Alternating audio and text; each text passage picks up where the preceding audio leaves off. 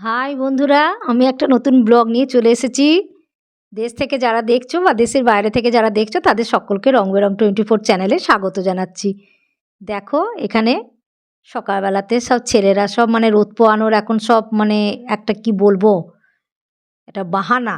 দেখো ঘুড়ি ওড়াচ্ছে, রোদও পোয়াচ্ছে ছেলেরা সব মাঠের মধ্যে, দেখতেও খুব ভালো লাগে। আর আমরাও তো রোদ খুঁজছি না, রোদ সবাই খুঁজছে এই শীতের সময়। এই দেখো, আর এটা মাঠের মধ্যে সব মানে এখানেই সবাই বসে থাকে রোদ পোয়ানোর জন্য। আর আমার বাড়িটা হচ্ছে রাস্তার এইদিকে।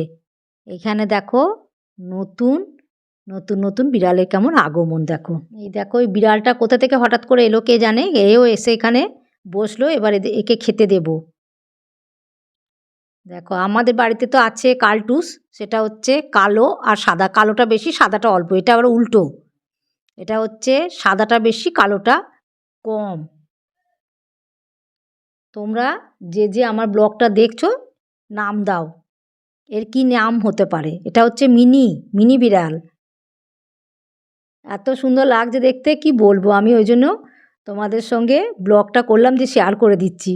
দেখো তোমাদের ঘরেতেও নিশ্চয়ই আছে, তোমাদের ঘরেতে কি কি নাম রেখেছো সেটা আমাকে কমেন্টে জানাবে। আমি এর নতুন একটা নাম দিতে চাই, হঠাৎ করে আগমন এর, দেখতে খুব ভালো লাগছে। এই দেখো এদিকে মিনি বিড়ালটা বসে আছে, আর এইদিকে হুলো একটা কালো কুচকুচে, দুজনাই রোদ পোয়াচ্ছে। দেখো খেয়ে দে দুজনাই রোদ রোদ পোয়াচ্ছে আমাদের সঙ্গে, আমরাও রোদ পোয়াচ্ছি, এরাও রোদ পোয়াচ্ছে।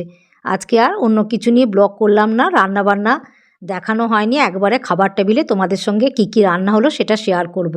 তোমরা কিন্তু এদের নাম দিও অতি অবশ্যই ব্লগটা দেখে থাকলে। দেখো খাবার টেবিলে তোমাদের সঙ্গে রান্নাটা একটু শেয়ার করে দিই।